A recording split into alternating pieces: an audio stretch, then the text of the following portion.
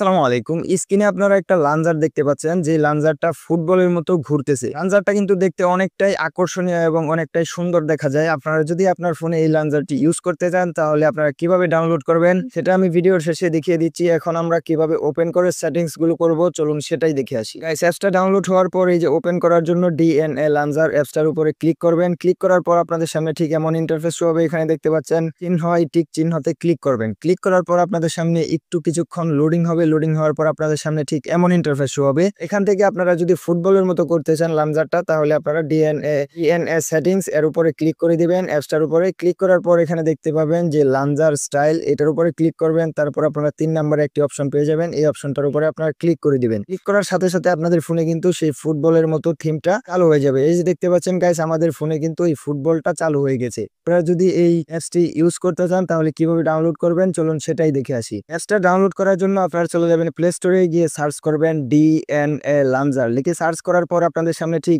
এই অ্যাপসটি চলে আসবে। এটাকে আপনারা ইনস্টল করে ওপেন করবেন।